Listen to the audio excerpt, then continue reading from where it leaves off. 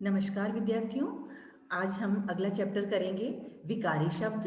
विकारी शब्द के अंतर्गत संज्ञा, सर्वनाम, विशेषण और क्रिया आते हैं। हम इन चारों का वर्णन जो है आज हम सीरियल वाइज करेंगे।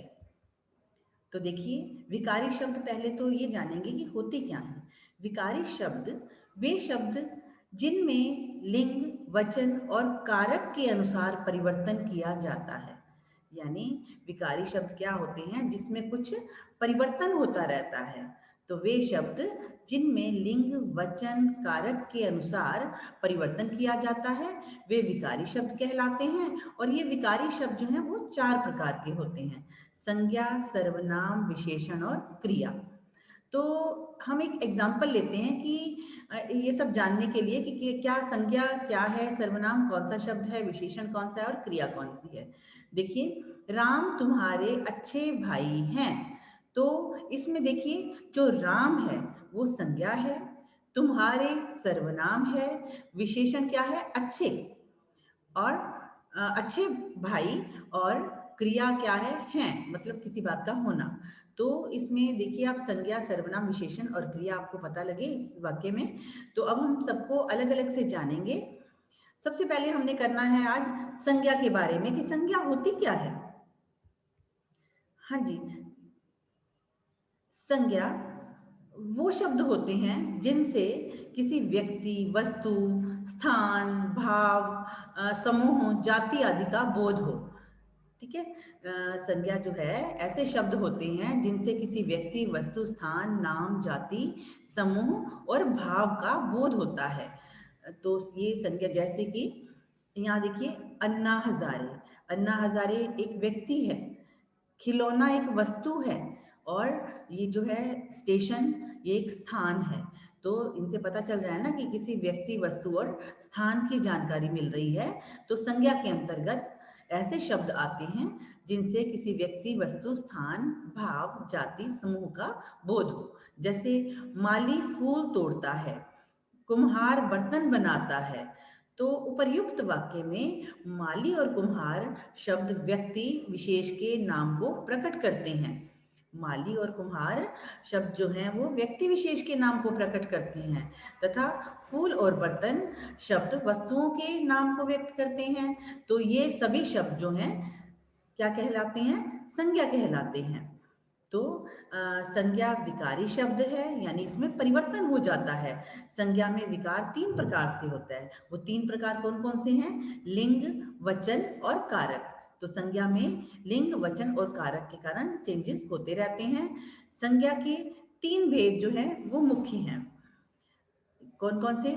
एक तो व्यक्तिवाचक संज्ञा, दूसरा जातिवाचक संज्ञा और तीसरा भाववाचक संज्ञा। व्यक्तिवाचक संज्ञा क्या होती है? व्यक्तिवाचक संज्ञा जिन संज्ञा शब्दों से किसी विशेष व्यक्ति, वस्तु, स्थान का पता चलता है। ठीक है। व्यक्तिवाचक संज्ञा कौन सी होती है? जिन शब्दों से किसी खास या किसी विशेष व्यक्ति, वस्तु, स्थान का बोध होता है, उसे व्यक्तिवाचक संज्ञा कहते हैं। जैसे आप देखिए, मनमोहन सिंह, इस चित्र में आप देख रहे हैं, तो ये एक खास व्यक्ति है ना। मनमोहन सिंह दूसरे तो नहीं है ना, आप इनको ही जानती हो ना अपना खास व्यक्ति के रूप में।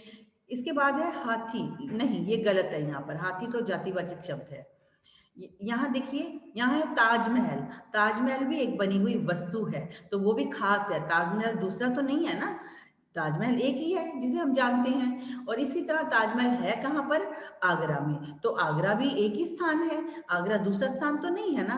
तो ये तीनों जो हो गए, मनमोहन सिंह, उसके बाद ताजमहल और आगरा, ये सब जो है स्पेशल है, विशेष हैं। तो ये शब्द जो हैं वो क्या कहलाते हैं? व्यक्तिवाचक संज्ञा। उसके बाद दूसरी संज्ञा होती है जातिवाचक संज्ञा। जातिवाचक संज्ञा क्या होती है? जिन संज्ञा शब्दों से एक ही प्रकार के कई लोगों का बोध होता है, एक ही प्रकार की या फिर एक ही जाति का बोध होता है, उसे जातिवाचक संज्ञा कहते हैं। जैसे अध्यापक, चित्र में देखिए, अध्यापक, अध्यापक जो है वो एक तो नहीं होता ना।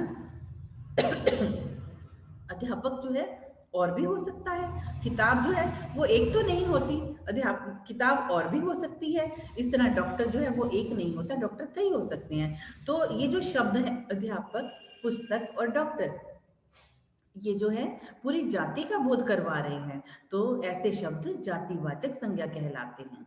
तीसरी संज्ञा होती है भाववाचक संज्ञा। ऐसे शब्द जिनसे भावों का यानी फीलिंग्स का पता चलता है, जिसको हम देख देख नहीं सकते, इसको हम फील करते हैं। भाववाचक संज्ञा जो है वो उसी को ही कहते हैं जिसे हम फील करते हैं। जैसे कि यहाँ देखिए, नायिका की सुंदरता देखो, तो इसमें जो सुंदरता है वो क्या है, हम सुंदरता को फील करते हैं। तो सुंदरता शब्द जो है वो भाववाचक संज्ञा का है। इस तरह ऊपर और भी उदाहरण दिए हुए हैं। अच्छाई, बुराई, मित्रता, मिठास, खटास, ये सब शब्द जो है ये भाववाचक संज्ञा के शब्द हैं। तो जैसे ये सुंदरता आ गया, ये भाववाचक संज्ञा है। उसके बाद बाल्य अवस्था, वृद्धावस्था, गरीबी, अमीरी, ये सब हम फील करते हैं ना किसी का भी देखकर। तो ये जो हो गई भाववाचक संज्ञा है। ये तीनों संज्ञाएं हो गई। संज्ञा क्या है, किसी व्यक्ति, वस्तु, स्थान का बोध कराने वाले शब्दों को क्या कहते हैं, संज्ञा कहते हैं। संज्ञा तीन प्रकार की होती है। हिंदी में संज्ञा मुख्य रूप से तीन प्रकार की होती है: व्यक्तिवाचक संज्ञा, जातिवाचक संज्ञा, भाववाचक संज्ञा। व्यक्तिवाचक संज्ञा जिसमें किसी विशेष व्यक्ति, वस्तु, स्थान का पता चलता है। जातिवाचक संज्ञा जिसमें पूरी जाति का ही पता चलता है, जैसे अध्यापक, पुस्तक, डॉक्टर। इस तरह भाववाचक संज्ञा जो हम महसूस करते हैं, जिन संज्ञा शब्दों से किसी गुण, दोष, अवस्था आदि का पता चलता है, वो भाववाचक संज्ञा। जैसे अच्छाई, बुराई, मित्रता, खटास, मिठास, बचपन, बुढ़ापा आदि। तो जिस तरह मन के भाव होते हैं, लोभ, मोह, प्रेम, ईर्ष्या, मद, अहंकार, क्रोध आदि, ये सारे जो हैं फील किए जाते हैं। तो ये भाववाचक संज्ञा के शब्द हैं। जैसे देखिए, इस चित्र के अनुसार रमेश क्रुद्धता में आंखें निकालने लगा। तो क्रुद्धता शब्द जो है वो क्या है, भाववाचक संज्ञा है। इसके बाद समय, जैसे दिन, रात, पल, घड़ी, ये सब जो है ये भी संज्ञा के अंतर्गत आते हैं। तो जिस प्रकार देखो, भाववाचक संज्ञा बनाई कैसे जाती है, किन किन से बनती है। भाववाचक संज्ञा जो है विशेषण शब्दों से बनती है, सर्वनाम शब्दों से बनती है, जातिवाचक शब्दों से, क्रिया शब्दों से, और अव्यय जो होते हैं उनसे बनती है। तो वो कैसे बनती है, कौन कौन से शब्द होते हैं, उसके लिए मैं आपको आपके सामने एग्जाम्पल दे रही हूँ। देखिए, जैसे ये शब्द दिए हुए हैं, तो इनको अब कहा गया है कि भाववाचक संज्ञा बनाना, जातिवाचक संज्ञा से भाववाचक संज्ञा बनाना। देव का क्या क्या बनेगी, देव की भाववाचक संज्ञा देवत्व, दास दासत्व, दानव दानवता, विद्वान विद्वता, विधवा वैधव्य, शूर शौर्य, शिशु शैशव। इसी तरह स्वामी स्वामित्व, शिक्षक शिक्षा, स्त्री स्त्रीत्व, स्त्रीत्व, शत्रु शत्रुता, शैतान शैतानी, सेवक सेवा। तो ये सब जो है सज्जन सज्जनता भी, इन सब का भाव प्रदर्शित कर रहे हैं ना ये सारे इस साइड वाले शब्द जो हैं। यहाँ भी देखिए ये भाव है। तो यहाँ पर जातिवाचक शब्द है, लेकिन उसको इस तरह से चेंज कर दिया, उसका भाव शो किया गया, तो वो भाववाचक संज्ञा बन गई।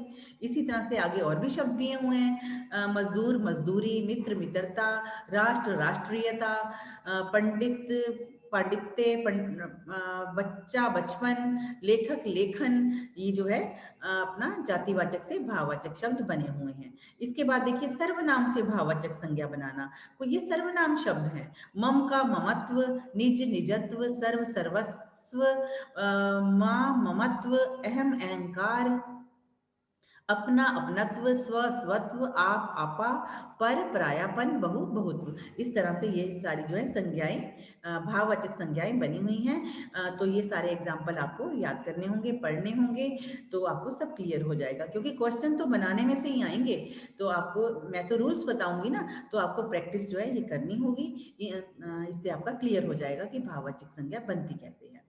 उसके बाद ये आपकी एक्सरसाइज है संज्ञा की, कि संज्ञा को परिभाषित कीजिए। वही किसी व्यक्ति, वस्तु, स्थान और भाव का बोध करवाने वाले शब्द संज्ञा कहलाते हैं। संज्ञा कौन सा शब्द है? संज्ञा एक विकारी शब्द है। इसमें कितने प्रकार के विकार होते हैं? अभी मैंने आपको बताया था, विशेषण, सर्वनाम, लिंग वगैरह के कारण जो है, ये देखिए पीछे विकार किन कारणों से हुआ था, ये देखिए, विशेषण के कारण, सर्वनाम के कारण, जातिवाचक संज्ञा के से, और क्रिया से, और अव्यय से, मतलब इनसे जो है भाववाचक संज्ञा जो है उसमें सॉरी संज्ञा में जो है विकार आ जाता है। तो आगे हम करेंगे, एक्सरसाइज कर रहे थे हम। चलिए, संज्ञा की परिभाषा, सॉरी संज्ञा के भेद उदाहरण सहित। संज्ञा के भेद कौन से होते हैं? व्यक्तिवाचक, जातिवाचक और भाववाचक। भाववाचक संज्ञा का निर्माण किस प्रकार किया जाता है? ये आपको एग्जाम्पल मैंने बहुत सारे दिए ही हैं, वो आपको पढ़ने होंगे। यहाँ पर भी ये सब की परिभाषा है, ये मैं आपको बता ही चुकी हूँ। अब हम आगे चलते हैं। ये एक्सरसाइज आप कर लीजिएगा, करके देखेंगे तो आपको पता चलेगा। एक दो उदाहरण हम कर लेते हैं। जैसे ये देखिए, ये क्या है? एक मंदिर है। ये पूछा गया है कि निम्न चित्रों को देखकर बताइए कि कौन सी संज्ञा है। ये है मंदिर। मंदिर एक तो नहीं होता ना, मंदिर और भी हो सकते हैं। तो ये कौन सी संज्ञा हो गई? जातिवाचक संज्ञा। केला, केला एक तो नहीं होता, अनेक हो सकते हैं, दूसरे को भी केला कहा जा सकता है, तो ये जातिवाचक संज्ञा। इस तरह महात्मा गांधी, महात्मा गांधी एक थे, तो ये व्यक्तिवाचक संज्ञा है। ठीक है, इस तरह से ये आगे भी उदाहरण दिए गए हैं, आप इनको भी सॉल्व कीजिएगा। अब ये देखिए, क्रिया से जो है भाववाचक संज्ञाएं बनानी है, तो आपको ये भी काटना, काट, सुनना,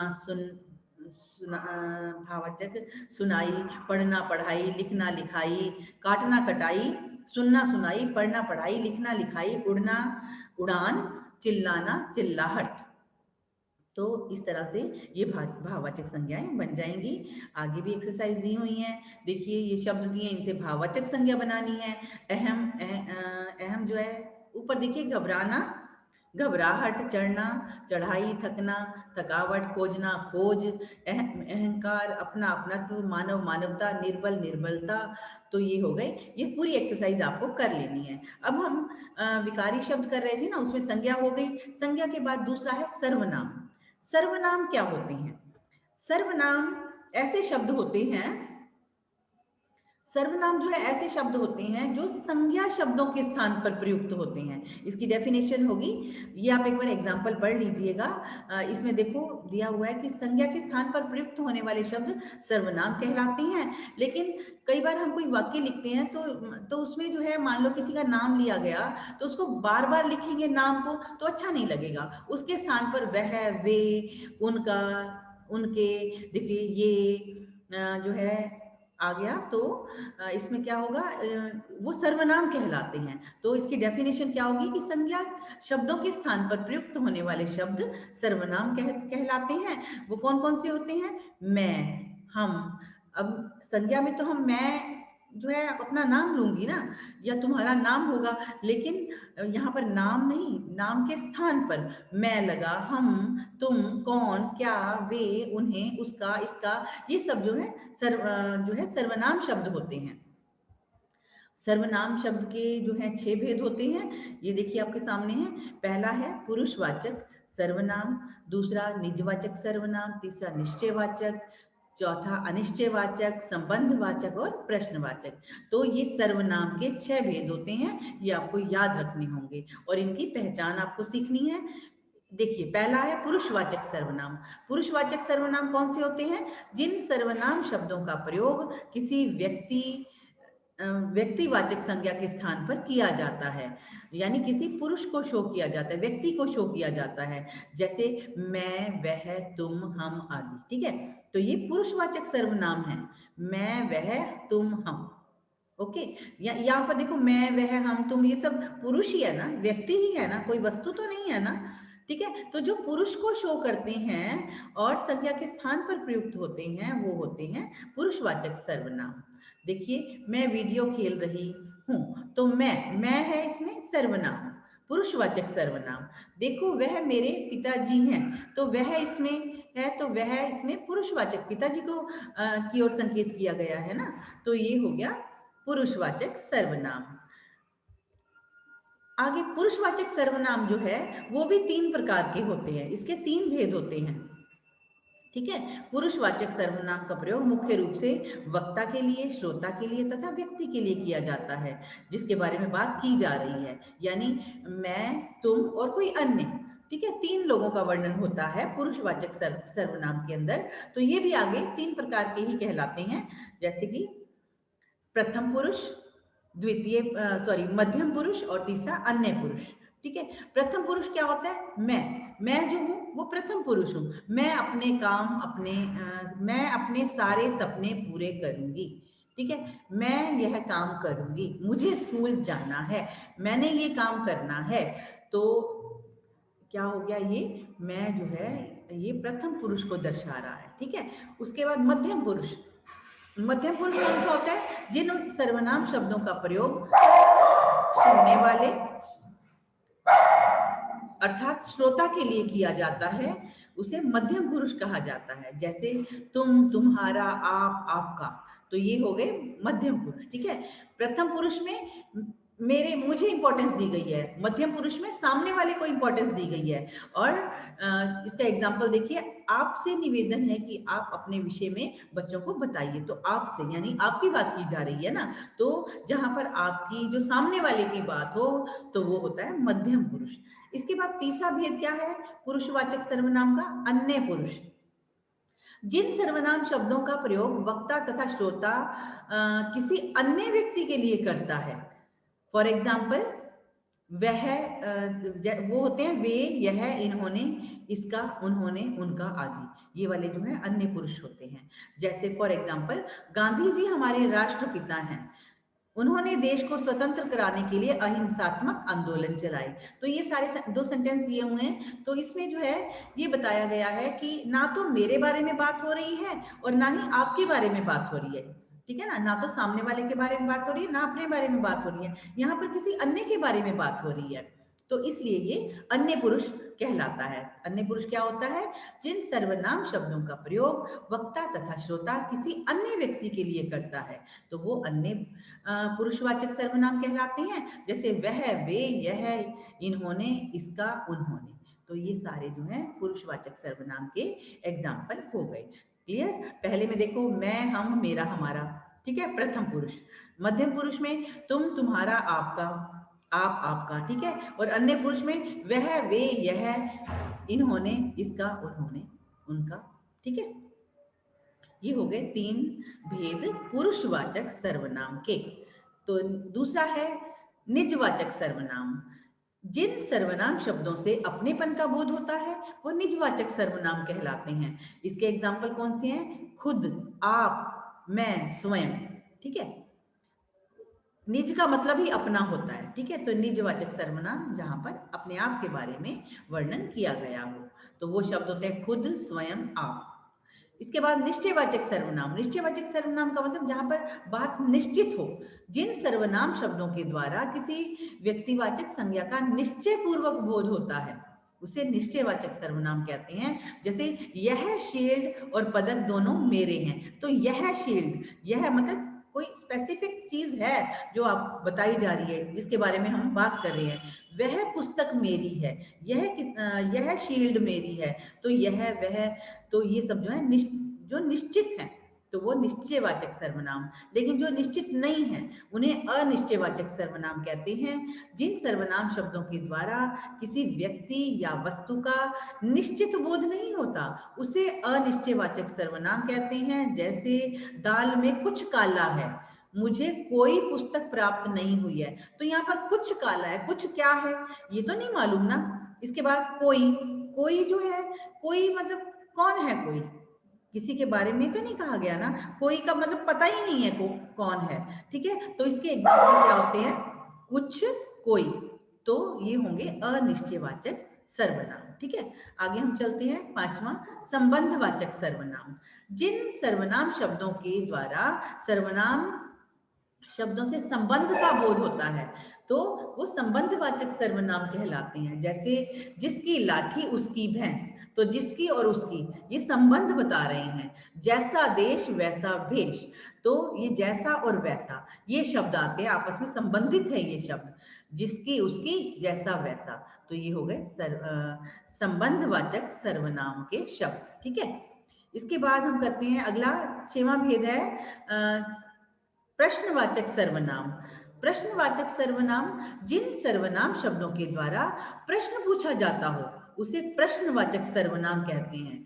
तो नेचुरली वहां पर अगर वो सेंटेंस में यूज होगा तो वहां क्वेश्चन मार्क लगा हुआ होगा। तो वो कौन कौन से होते हैं देखिए, फॉर एग्जाम्पल, तुम्हें अंग्रेजी कौन पढ़ाता है, कुतुब मीनार कहाँ स्थित है।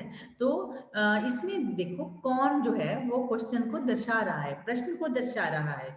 अगले कुतुब मीनार कहाँ है, तो कहाँ शब्द जो है वो भी प्रश्नवाचक है। ये तो आपको पता चल ही जाएगा, ठीक है ना, जहाँ क्वेश्चन मार्क लगा होगा। और अगर केवल शब्द दिए हुए हैं तो कौन कौन से होते हैं, कौन, ये देखिए आगे दिखाती हूँ मैं आपको। ये सबके ही एग्जाम्पल देखो, कौन, क्या, क्यों, कहाँ, ये जो है हमारे प्रश्नवाचक सर्वनाम है। देखिए फिर से, सर्वनाम क्या था, जो संज्ञा, ऐसे शब्द जो संज्ञा के स्थान पर प्रयुक्त होते हैं, जैसे मैं, मेरा, तुम्हारा, इनका, उनका, यह, वह, कुछ, कोई, कोई, कुछ, जिसकी, उसकी, जो, सो, कौन, क्या, कैसे, ये सब जो है सर्वनाम थे। और इसके 6 भेद मैंने आपको बताए, पुरुषवाचक, निजवाचक, निश्चयवाचक, अनिश्चयवाचक, संबंधवाचक और प्रश्नवाचक। तो पुरुषवाचक सर्वनाम के कौन कौन से होते हैं, ये देखिए आपके सामने शब्द दिए हैं, मैं, तुम, वे, वो, हम। निजवाचक खुद, स्वयं, यही बताया ना मैंने अभी आपको। और आप, खुद, स्वयं, आप, ठीक है, खुद का मतलब ही तो आप ही होता है ना, तो इन्होंने यहाँ पर वो आप वर्ड लिखा नहीं है। निश्चयवाचक जिनका निश्चय हो, यह वह, ठीक है। अनिश्चयवाचक जो निश्चित नहीं है, कोई, कुछ, मतलब ये बता ही नहीं रहे किसकी बारे में बात हो रही है। उसके बाद संबंधवाचक जो संबंध बता रहे हैं, जो, सो, जिसकी, उसकी, देखिए, जो, सो, जिसकी, उसकी, जैसा, वैसा आदि। प्रश्नवाचक जहां पर कौन, क्या, क्यों, कहाँ शब्द लगे हों वो प्रश्नवाचक सर्वनाम कहलाएंगे। अब सर्वनाम शब्दों का रूप परिवर्तन 3 प्रकार से होता है। जो सर्वनाम शब्द हैं वो भी परिवर्तित होते रहते हैं। वो किन कारणों से होते हैं, एक तो वो लिंग के कारण होते हैं, यानी पुरुष और स्त्री का जहां पर कई बार चेंज हो जाता है तो वो जो है सर्वनाम बदल जाता है, ठीक है। तो इसके बाद इसका चेंज कारक के कारण होता है, उसके बाद वचन के कारण होता है, ठीक है। तो ये इसकी एक्सरसाइज है, सर्वनाम कहते किसे हैं, ये कितने प्रकार के होते हैं, इनके कौन से चिन्ह हैं। तो ये सारी एक्सरसाइज जो है आप हल करके देखेंगे, मैंने आपको इसके बारे में बता दिया है। चलिए, इसके बाद हमारा तीसरा है विशेषण। विशेषण क्या होते हैं, ऐसे शब्द जो संज्ञा और सर्वनाम की विशेषता बताते हैं। याद रखिएगा, विशेषण ऐसे शब्द होते हैं जो संज्ञा और सर्वनाम की विशेषता बताते हैं, क्रिया की नहीं, वो अलग चीज है। क्रिया की विशेषता बताने वाले क्रिया विशेषण होते हैं, लेकिन संज्ञा और सर्वनाम की विशेषता बताने वाले विशेषण जो हैं विशेषण कहलाते हैं। जैसे कि एग्जाम्पल देखिए, भारतीय स्त्री विविधता में एकता को समाहित किए हैं। तो यहाँ पर भारतीय संस्कृति विविधता में एकता को समाहित किए हैं। तो यहाँ पर भारतीय संस्कृति की विशेषता को के बारे में बताया गया है ना, कि वो एकता को समाहित किए हैं। तो ये हो गया हमारा विशेषण। इसकी डेफिनेशन देते हुए हम कहेंगे कि जो शब्द संज्ञा और सर्वनाम के गुण, दोष, रूप, संख्या, मात्रा आदि विशेषताओं को वर्णित करते हैं वो विशेषण कहलाते हैं। विशेषण जो है वो कितने प्रकार के होते हैं, ये देखिए आपके सामने विशेषण यहाँ पर देखिए 6 प्रकार के दिए हुए हैं, लेकिन मुख्य रूप से 4 तरह के होते हैं, गुणवाचक, संख्यावाचक, परिमाणवाचक, सार्वनामिक। ये नहीं, ये संज्ञा होती है, ये इसमें नहीं आते, आप इसको काट दीजिए, ठीक है। ये सर्वनाम है प्रश्नवाचक, और व्यक्तिवाचक जो है वो संज्ञा होती है। ये मुख्य 4 रूप में होते हैं, ठीक है। सबसे पहले हम गुणवाचक के बारे में जानेंगे। गुणवाचक विशेषण वो होते हैं जिन शब्दों से किसी भी संज्ञा या सर्वनाम के गुण दोष का पता चले। ठीक है, गुण दोष का पता चले, जैसे कि यह शेर कितना खूंखार है, तो शेर की विशेषता खूंखार होना है। सरसों के पीले फूल अच्छे लगते हैं, तो यहाँ पर फूल जो है वो पीला है। ठीक है, तो ये उसकी विशेषता बता रहा है। मोर पंख कितना सुंदर है, मोर पंख को सुंदर कहा गया है। ठीक है, तो ये इसकी विशेषता बता रहा है, सुंदर होना जो है वो विशेषण है।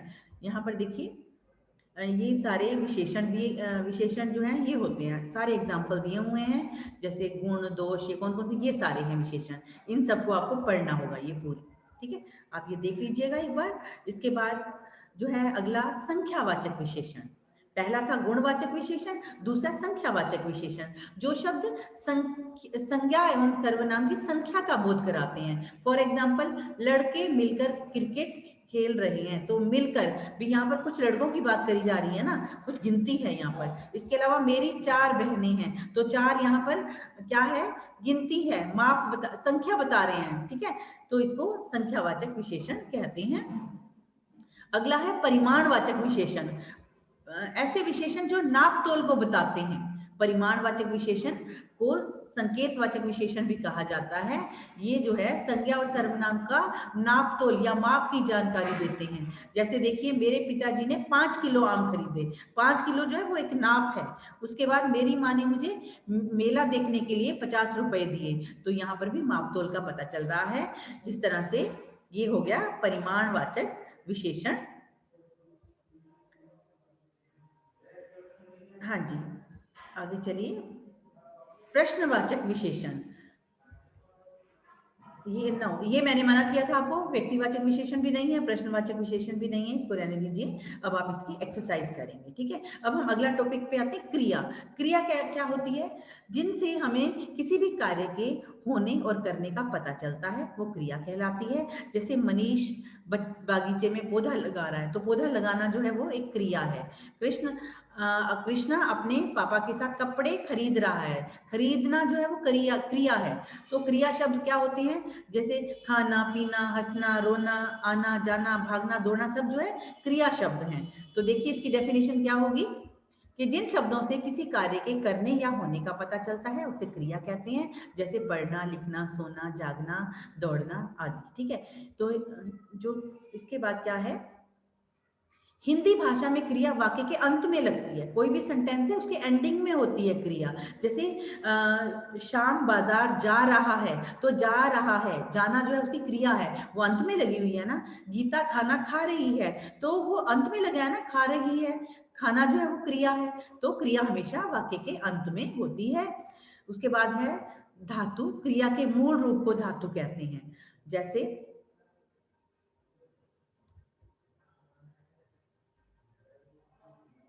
तो क्रिया जो है वो लिंग के कारण चेंज हो जाती है। इसमें लिंग क्रिया में भी परिवर्तन आ जाता है। राहुल पढ़ रहा है, तो यहाँ पर अगर लड़की है सोनिका, यहाँ राहुल है या सोनिका है, तो यहाँ पढ़ रही है हो जाएगा। वहां रहा है तो यहाँ रही है। उसके बाद काल के कारण क्या परिवर्तन होता है, भी इस स्कूल में मैच होगा, मतलब जो काम होगा वही होगा जो है, स्कूल में मैच हो रहा है, तो ये काल हो गया ना। यहाँ पर जो है वर्तमान काल आ गया, यहाँ पर जो है भविष्य काल है। तो काल के कारण भी जो है क्रिया चेंज हो जाती है। अवस्था के कारण, जैसे बुढ़ापा बहुत कष्टकारी अवस्था होता है, कष्टकारी होता है, तो यहाँ पर बुढ़ापा जो है, और यहाँ पर बचपन के दिन बड़े सुहावने होते हैं, तो ये अवस्था को का बोध हो रहा है यहाँ पर। तो अवस्था के कारण भी जो है क्रिया में चेंज हो जाता है। यहाँ बुढ़ापा बहुत कष्टकारी होता है, तो यहाँ पर होता आ गया, और यहाँ पर होते आ गया, तो क्रिया चेंज हो गई ना। तो इस तरह से क्रियाएं, क्रिया शब्द होते कौन कौन से हैं, ये आप देखिए नीचे। सुनता, सुनते, सुनती, सुनू, सुनेगी, सुनूगा, एक ही शब्द है, लेकिन इसमें जो है चेंज आ गया है अवस्था के कारण। इसके बाद क्रिया के मूल रूप के साथ ना प्रत्यय लगाकर जो है नया शब्द बन जाता है। जैसे पढ़ जो है वो क्या है, मूल शब्द है, उसमें ना लग गया तो पढ़ना बन गया। चल के साथ ना लग गया, चलना बन गया। गिर के साथ ना लगा, गिरना बन गया। रुक के साथ ना लगा, रुकना बन गया। इस तरह से ये सारे जो है ना लगने से भी जो है नया शब्द बन जाता है। क्रिया के जो है 3 भेद होते हैं, काल के आधार पर, प्रभाव के आधार पर और प्रयोग के आधार पर। काल के आधार पर कौन सी क्रियाएं होती हैं, भूतकालिक क्रिया, वर्तमान कालिक क्रिया और भविष्यकालिक क्रिया, क्योंकि 3 काल होते हैं ना, तो भूतकालिक क्रियाएं वो होती हैं जिस क्रिया द्वारा बीते हुए समय का बोध होता है। जैसे माँ मैंने पढ़ाई कर ली, ठीक है। उसके बाद वर्तमान क्रिया जो काम चल रहे समय में होता है।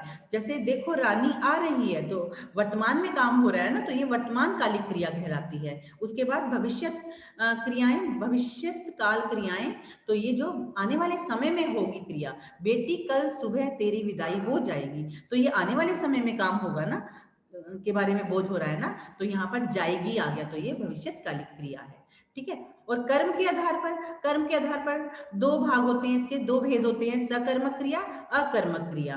तो देखिए सकर्मक क्रिया शब्द 2 शब्दों से मिलकर बना है, स और कर्मक।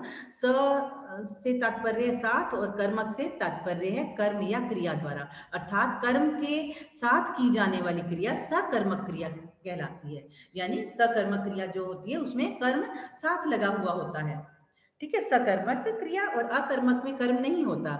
जैसे लिखना, खाना, पीना, बनाना, सुखाना आदि जो है। विराट कोहली क्रिकेट खेलते हैं, अगर हम कहते हैं कि विराट कोहली खेलते हैं, तो यहाँ पर कर्म नहीं लगा होता, तो वो अकर्मक होती। लेकिन यहाँ क्रिकेट खेलते हैं, तो यहाँ कर्म लगा हुआ है। विराट कोहली जो क्रिया कर रहा है, उसके साथ उसका कर्म कौन सा है? क्रिकेट खेलना। तो यहाँ पर जो है ये सकर्मक क्रिया है, और अकर्मक जिसमें कर्म नहीं होता, ठीक है। दूसरी जो है अकर्मक, जिसमें कर्म नहीं होता, यानी कि जो है हम होता कि विराट, अगर होता कि विराट खेलते हैं, तो यहाँ कर्म नहीं है, तो ये अकर्मक क्रिया होती, ठीक है। इसके बाद सकर्मक क्रिया के भी आगे भेद होते हैं, एक कर्मक क्रिया और द्विकर्मक क्रिया। एक कर्मक क्रिया वो होती है जिन क्रिया शब्दों द्वारा क्रिया के एक कर्म का बोध होता है। जैसे दीपिका ने माला बनाई, तो यहाँ पर एक कर्म का बोध हो रहा है। उसके बाद द्विकर्मक, जिसमें 2 क्रियाएं होती हैं। सीमा ने सौम्या से गीत सुना, तो एक तो सीमा ने सुना, दूसरा सौम्या से सुना, तो यहाँ पर ये द्विकर्मक क्रिया का उदाहरण है। उसके बाद अकर्मक क्रिया देखिए, जिसमें कर्म नहीं लगा होता, मैंने आपको पहले ही बताया, जिसमें कर्म नहीं लगा होता वो अकर्मक क्रिया होती है। जैसे कि विराट कोहली खेलते हैं, ठीक है। मैंने ये आपको पिछले एग्जाम्पल में ही बता दिया था अकर्मक के बारे में। तो आगे चलते हैं। प्रयोग के आधार पर जो है ये इसके 6 भेद हैं: सामान्य क्रिया, कृदंत, संयुक्त, पूर्वकालिक, प्रेरणार्थक क्रिया और नाम धातु क्रिया। और इसके एग्जाम्पल आपको दिए हुए हैं। देखिए सामान्य क्रिया, सामान्य क्रिया क्या होती है? जैसे जिन क्रियाओं का प्रयोग सामान्य रूप से किया जाता है और परंपरागत ढंग से किया जाता है, तो वो सामान्य क्रिया होती है। जैसे सुमित ने पेन खरीदा, एक आम बात हो गई, ठीक है। अब आगे देखिए संयुक्त क्रिया, जैसे जब वाक्य के अंतर्गत एक से अधिक क्रियाओं को वर्णित किया जाता है, तो वहां संयुक्त क्रिया होती है। संयुक्त क्रिया के वाक्य में एक मुख्य क्रिया होती है, दूसरी सहायक क्रिया होती है, जो मुख्य क्रिया को विस्तार प्रदान करती है।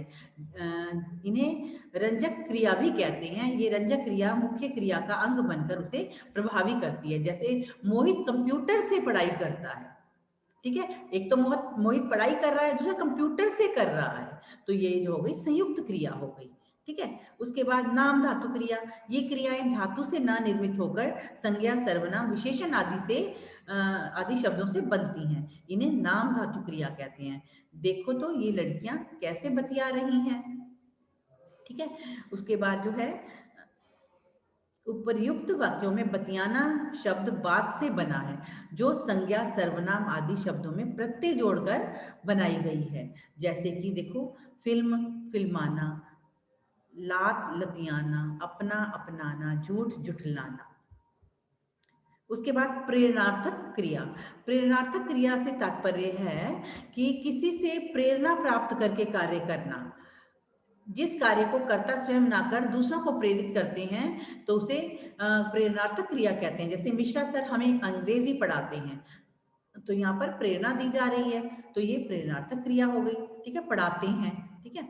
प्रेरणार्थक क्रिया की रचना के लिए मूल क्रिया में आना एवं वाना प्रत्यय जोड़ा जाता है। देखिए जैसे प्रथम ये क्रिया है मूल लिखना, उसके बाद प्रथम प्रेरणार्थक लिखाना और द्वितीय प्रेरणार्थक होगी लिखवाना, ठीक है।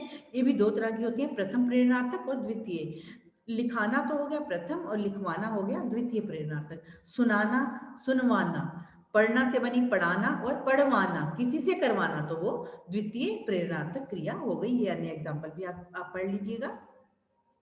उसके बाद प्रेरणार्थक क्रिया के क्या भेद हैं? इसमें भी प्रथम प्रेरणार्थक क्रिया होती है और द्वितीय प्रेरणार्थक क्रिया होती है। प्रथम प्रेरणात्मक क्रिया में क्या है? जब कर्ता द्वारा कार्य करने की प्रेरणा प्रदान की जाती है तो प्रथम प्रेरणात्मक क्रिया होती है। माँ बच्चे को सुलाती है, तो यहाँ पर जो है प्रथम प्रेरणार्थक क्रिया है। अब द्वितीय में देखिए क्या चेंज है।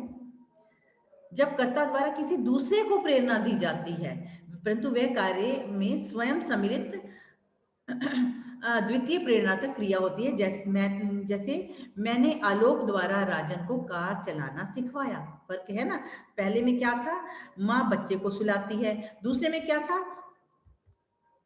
कि मैंने आलोक द्वारा राजन को कार चलाना सिखवाया। मतलब यहाँ पर जो है द्वितीय प्रेरणार्थक क्रिया जो है आ गई है, यानी कर्ता स्वयं काम नहीं कर रहा, दूसरे से करवा रहा है। उसके बाद है पूर्वकालिक क्रिया, जो क्रिया मुख्य क्रिया से पहले की जाती है, अर्थात मुख्य क्रिया से पहले होने वाली क्रिया को पूर्वकालिक क्रिया कहते हैं। जैसे श्वेता ने याद करके निबंध सुनाया, तो उसने याद कर लिया तभी सुनाया ना, तो पहले हो चुकी है वो क्रिया, ठीक है।